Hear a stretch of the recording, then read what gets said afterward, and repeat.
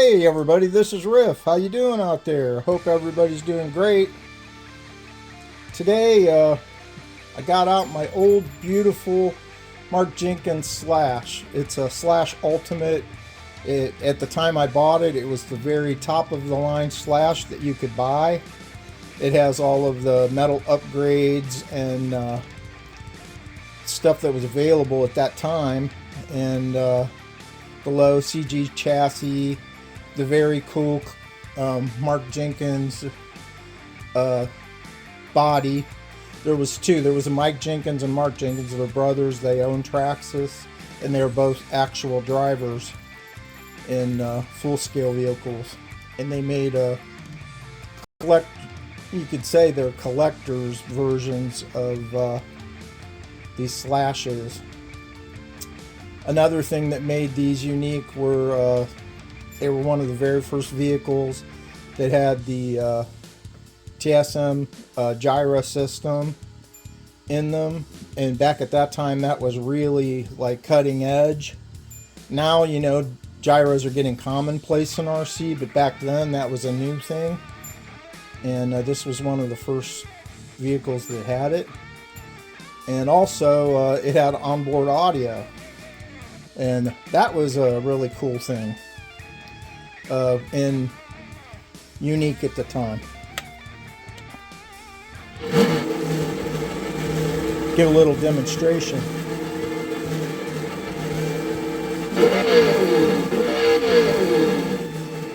That's in the parked mode. That's in the driving mode. In this mode, it responds to the throttle.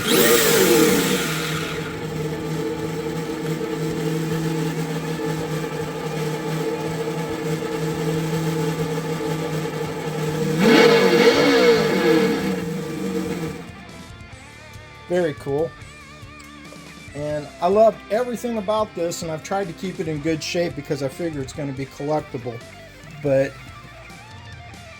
just like with any RC, nothing's perfect. And the one thing I would say was the annoying factor about this one was the same complaint I have with pretty much every RC I own. Body clips. I hate body clips. I really do. They're so fiddly, and you know, you're always losing them, or you got to carry spares with you because you lose them when you're bashing, and they're just such a pain. You know, I just hate them. And I've always felt that body pins should be a thing of the past. Well, fortunately, Traxxas was one of the first companies to pioneer clipless body systems, like they did with the originally on the X-Max and then onto the XRT and others. And now even the Slash comes clipless, starting as of a few months ago. They all come clipless now, and I think that was amazing.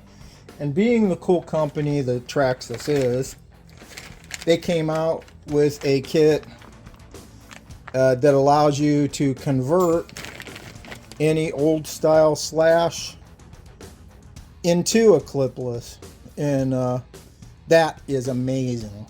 I love that. This is the part number for the 4x4 Slashes. There's a different one for the 2x4, you know, two-wheel drive versions, but they're very similar. The only difference is I think this one has a few more parts in it, but they're basically the same kit. But you can turn any old standard Slash body with clips and posts into a clipless system, and I love that. And that's what this video is about. We're gonna convert this beautiful old Mark Jenkins Slash over to the new clipless system, and I'm so excited about that and happy about that. And I hope you'll join me, and we'll get this installed and see how it turns out. Stick around. First things first, we'll take off these old ones, hopefully for the very last time ever. They served me well, but I'll be so happy to get rid of them, truth be told. I don't know about you guys, but I despise clips and pins.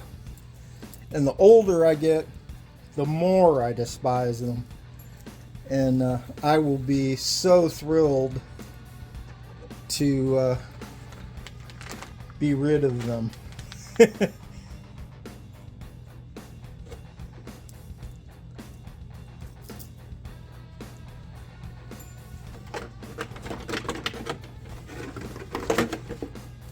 I'll plug the audio system.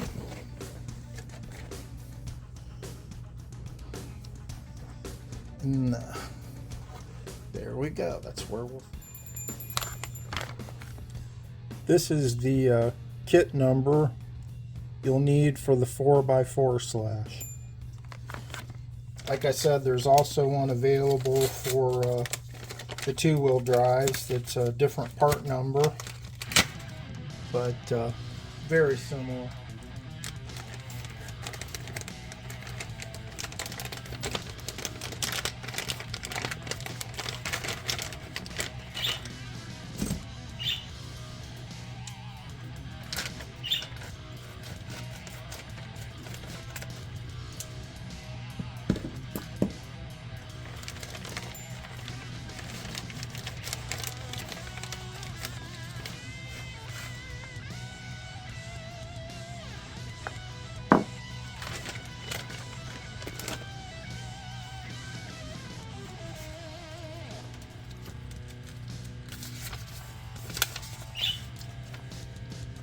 These are instructions.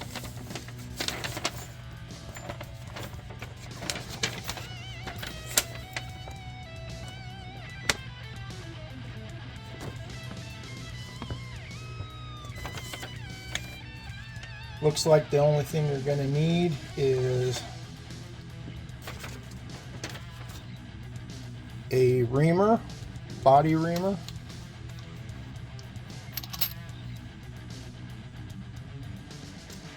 And a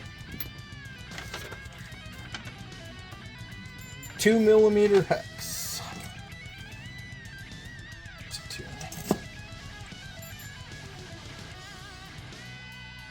Three.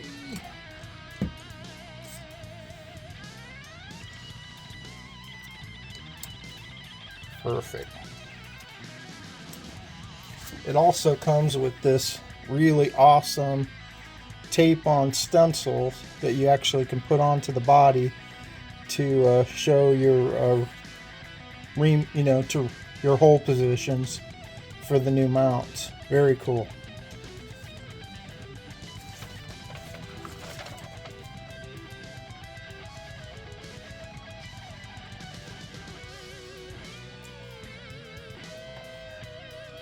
Step number one is removing the old mounts, of course. So, well, let me get to that, and I'll get back to you in a minute. Okay, got those removed, and on to the next step, which is putting these on the body and reaming our new holes. So let's get started on that. Be back with you in just a second. On to the next step of putting the stencils onto the body. It's imperative that you put these on, really straight, and ream the holes to the correct size. So I'm going to start on that. I'll be back with you in just a second. I want to make sure that I put these on perfectly straight. Okay, I've got the stencils on there. They're lined up perfectly to the original holes that they instruct you to do, but I'm a little concerned because the one on this side seems to be a couple of millimeters further over than the one on the other side, but you know, if the holes are crooked from the factory and you're using those as as your guide, there's not a whole lot you can do about it. So I'm hoping this will work out okay, but you know, it could just be an illusion too, the way the graphics are. But the same thing will apply back here. I'll put a couple on there, and I'll get back with it. Okay, got all the stencils on and the little guides cleared out so that I can start to ream them. And yeah, I think the alignment is a little bit dubious, but hopefully it won't be so crooked that it won't fit in, you know, incorrectly. Hopefully it'll work out all right. But I'm gonna get started on reaming these holes, and I'll get back with you. Hey, okay, got everything all reamed out, and everything's looking good. I would tell you that to be careful on the rear. The plastic is a little bit thinner in the back and goes through much easier, and just a little warning about that, so you don't end up cracking or splitting anything. Mine came out, you know, just fine, but I could see how somebody could mess that up really easily if they're not careful, because it is much thinner back there, and when you push through, it goes through much easier. And if you're expecting it to be hard like it is in the front, you know, you might accidentally push it too hard. So that's just a heads up. So now it's on to just cleaning the rough stuff off of those and start applying the hardware. So let me get back to you as soon as I get going on that. Hi everybody, just got the holes widened out to fit the part. Well, I had to widen them out from what I originally had so that they would fit it better, but everything's going smooth, so it's time to take the stencil off and start putting the hardware on. I'm going to go ahead and widen those out too, and get that front hardware on. See you in a little bit. Okay, we're back. I got those first two mounts installed. They went on perfectly fine and easy, and now we're just going to mount up the little clip bracket and screw that on, and I'll be back in just a minute. Okay, got it on there, and now I'll be moving on to the back. Everything went on well, and it's nice and solid. Just be really careful when you're torquing down those screws, because you are going into plastic and it's really easy to strip those out. So just a little heads up on that. Be careful, and don't torque too hard. See you in a bit.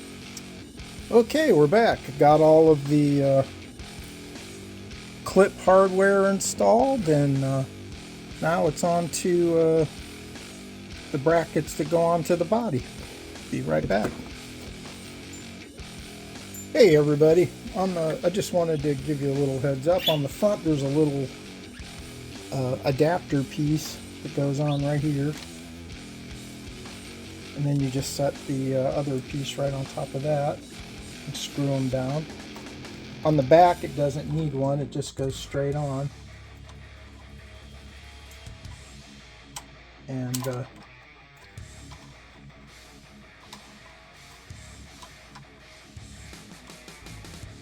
you just put these little inserts in there before you put in your screws, and that's it.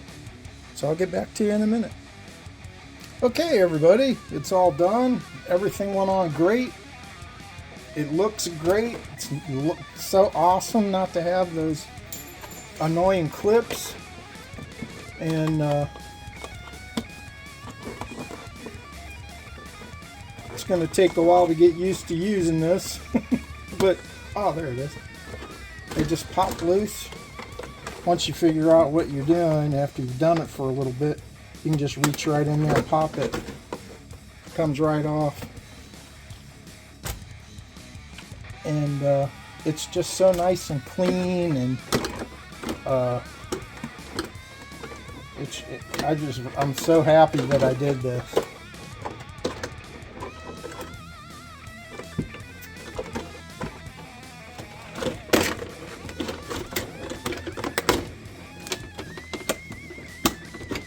Pop, pop.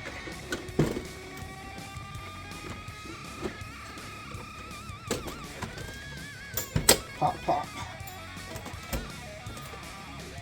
So that's awesome. It's very, very strong and sturdy. And another thing I noticed was, that added some more rigidity to the actual shell of the body too. So that's another nice thing. It gives it some more structural integrity. And something else I was thinking about, when I was doing this was even if your old body gets beat up and stuff, as long as your clip system's undamaged, you could actually reuse it on another new body. So that's pretty cool too. But I hope you enjoyed this segment on putting on the new Traxxas Clipless system on an old vehicle, and I just gotta tell you, I'm thrilled with it. It looks great, and trying to get this in camera for you guys. It looks great, and I'm just thrilled with it. And it's going to be a lot easier to pop on and take up without fiddling with them stupid clips. So that makes me really happy. So if you like what I'm doing, please like, share, and subscribe. I hope you enjoyed this little install. And I hope if you have some old Traxxas Slashes and stuff around, they have them for their other vehicles too, not just the Slash. I hope that you can update yours if you hate clips like I do, and take it easy, everyone. We'll see you soon. Riff out.